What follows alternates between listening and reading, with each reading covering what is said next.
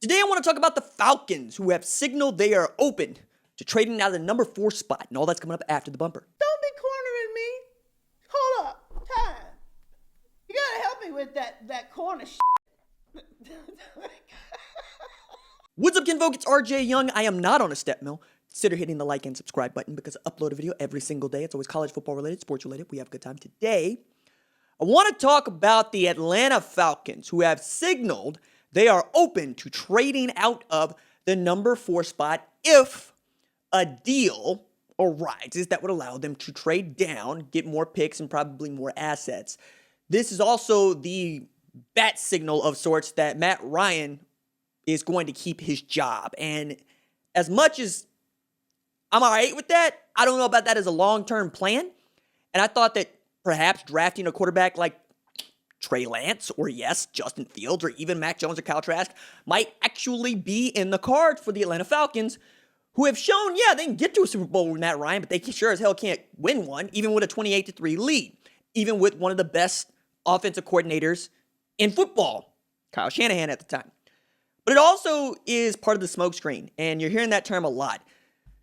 NFL draft season, for me, is a lot like recruiting for other people, right? I know that recruiting is the lifeblood of college football because if I got a bunch of 5 stars on my roster and you don't, I'm probably going to win more games and I'm certainly going to win more championships.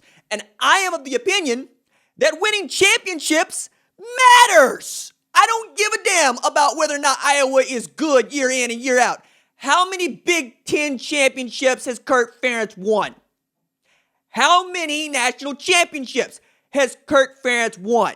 For all of the prospects that come out of there, for all the tight ends, offensive linemen, and every now and again tailback linebackers that do what they're gonna do in the NFL come out of there, the man is the Lord of the no rings. And we can look across college football like that. And you hear the dudes that are saying, hey, don't expand the college football playoff. There's bigger things at issue than whether or not we can get a national champion that is real. Those are the dudes that ain't winning no championships.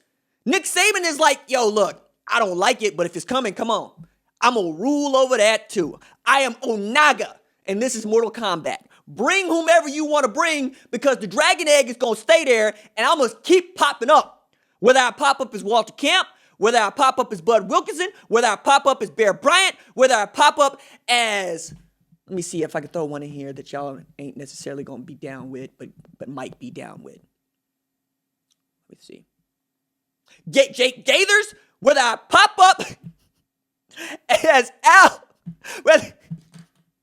somebody go Google Jake Gaithers, be like, yo, what up with Al Mumford? Yes, of course. What up with Al Mumford? What up with John Merritt? What up with Eddie Robinson? But point there being, bring it on, right?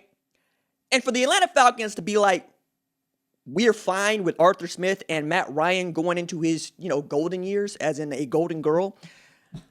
I don't know what to tell you, man. Like, and the other thing is, like, Kyle Pitts is still there. Jamar Chase is still there. Devontae Smith is still there. Micah Parsons is still there. Penei Sewell is still there. You're the 4th pick. Ain't none of these dudes gonna help you. Ain't none of these rookie contracts gonna help you like that. You think you got that sort of weight going down? Look, we know that there are 3 great quarterbacks in this draft class. We know that there are 6 good quarterbacks in this draft class. We also know it falls off a cliff after that. So if you're not going to use the number 4 pick to go get a quarterback, at least use it to go get Megatron Jr.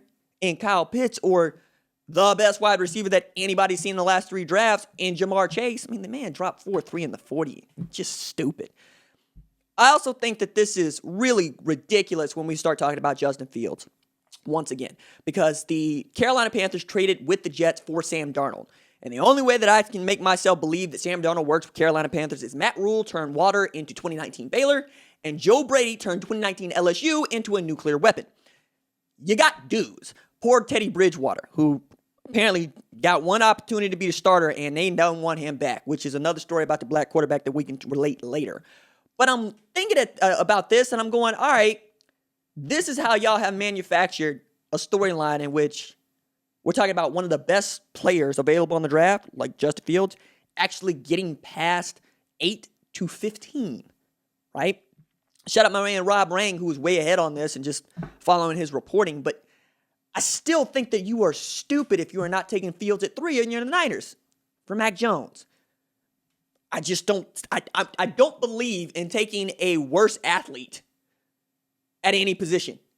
I don't believe in it. Matter of fact, when I was coaching freshman football at Memorial, there's a fella there by the name of DeMarco Cobb. Some of y'all know that name.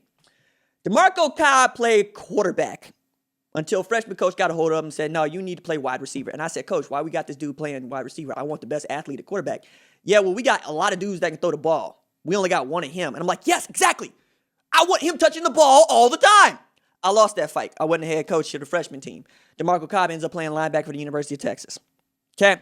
So in some ways, I was correct. In some ways, linebacker for the University of Texas, in which case, I hear about dudes that play offense all the time get moved to defense. I mean, Nick Saban recruited Brew McCoy to be an outside linebacker. All right? Ray Lewis wanted to play tailback at Miami. That's how it goes. If you are the best athlete, you usually play quarterback or you play defense. Because we can move the ball. We can't stop the ball because football is skewed toward the offense. These are all things that I think about as we talk about the NFL draft, and it is, 3 weeks away from today.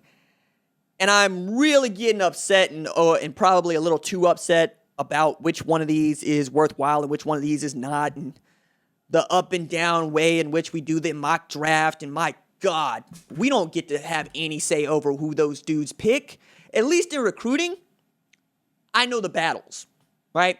I know what coaches are talking to what players. I know what players are thinking. We have players with as much agency as they're ever going to have in this sport till we get to something like an NFL model. And while I will be overjoyed by that day, you will not. And then, welcome